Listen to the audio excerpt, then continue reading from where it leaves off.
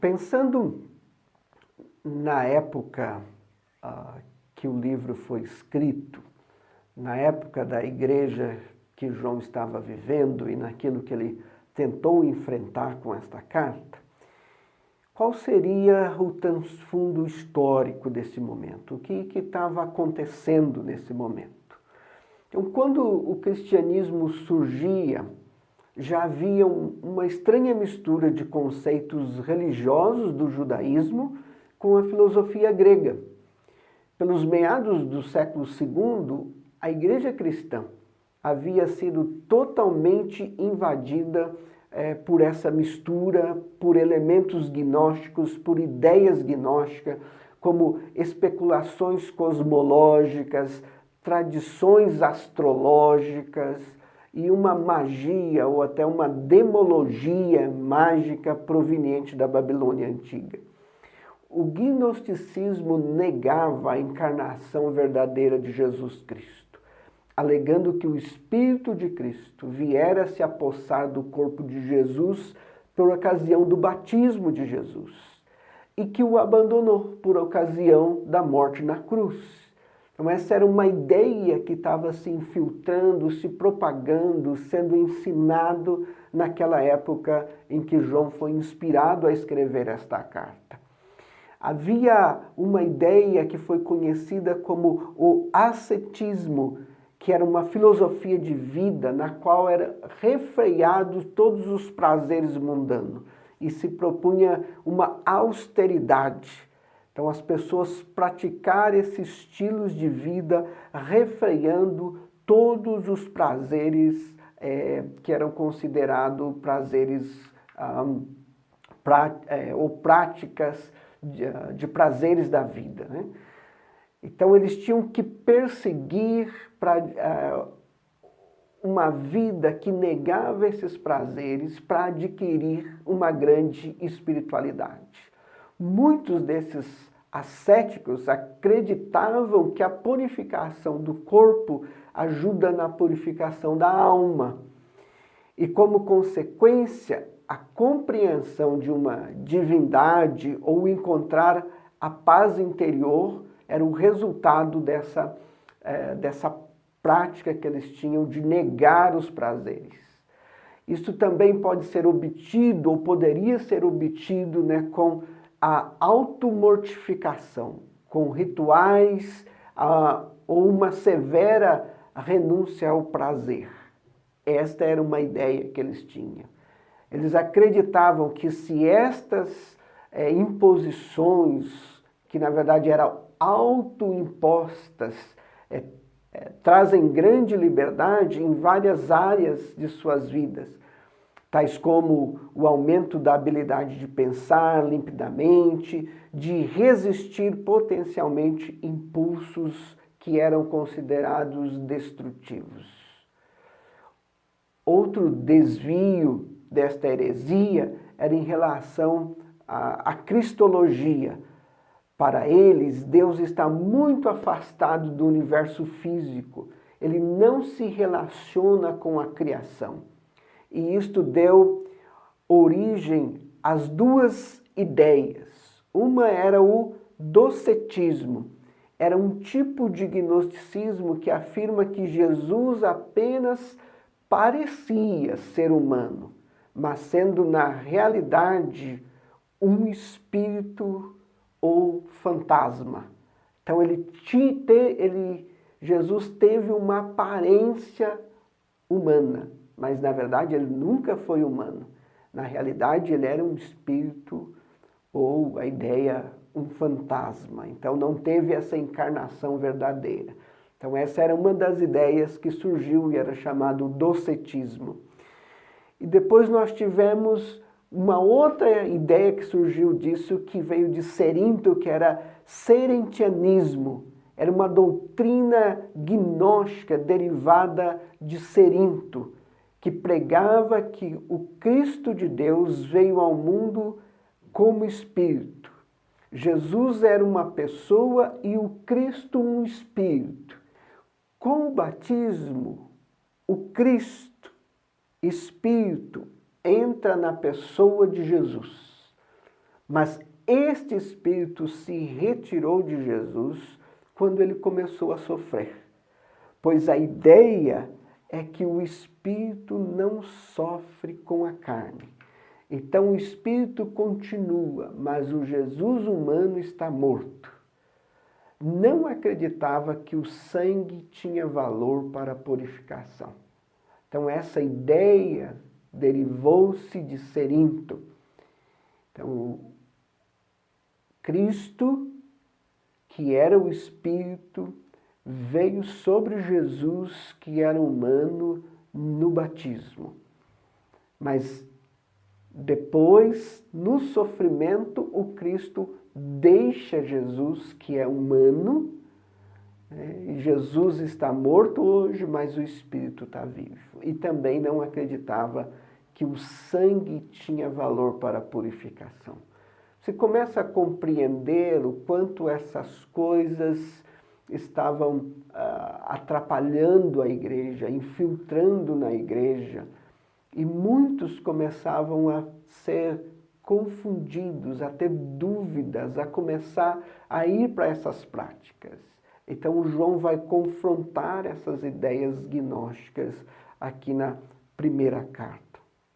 E ele vai abordar alguns temas que saltam nessa carta, alguns temas que vão confrontar essas ideias.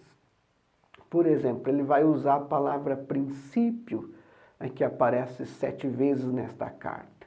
Então, nesta carta, a palavra trata com a mensagem que foi recebida primeiro, com o fundamento, a mensagem original que os santos ouviram, que os apóstolos ouviram.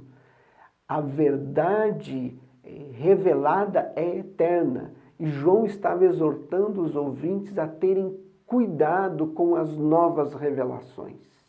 Então ele vai usar esta palavra na carta dele para dizer, olha, aquilo que vocês ouviram desde o princípio. Então, cuidado com as novas revelações. João estava exortando os ouvintes a permanecerem firmes naquilo que eles ouviram desde o princípio. Ele vai usar uma palavra chamada mundo aqui várias vezes na carta dele. E ele vai trabalhar com a presente condição deste mundo. O mundo não deve ser amado, mas superado, vencido. O João estava trabalhando com as ideias desse sistema. Os valores deste mundo são opostos aos valores de Deus. O João vai deixar bem claro nesta carta dele que esse sistema mundano que jaz no maligno é oposto aos valores de Deus. Então o mundo não deve ser amado, esses valores, mas superado e vencido. Ele vai usar a palavra luz, geralmente usado para demonstrar justiça, e está conectado com amor e relacionamento na carta de João. Os ouvintes originais deveriam entender que estavam na luz, se estivessem andando em relacionamento com os outros crentes e confiando no sangue de Jesus para limpar os seus pecados. Então João vai deixar bem claro, ele vai afirmar que andar na luz também é andar em relacionamento com os outros crentes, confiando no sangue de Jesus para libertar os seus pecados. Ele vai usar a palavra trevas várias vezes.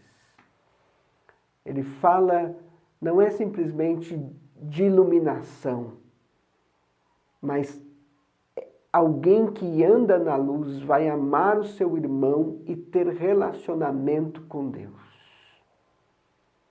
Então, trevas aqui é algo que não está iluminado. Alguém que anda na luz vai amar o seu irmão e ter relacionamento com Deus.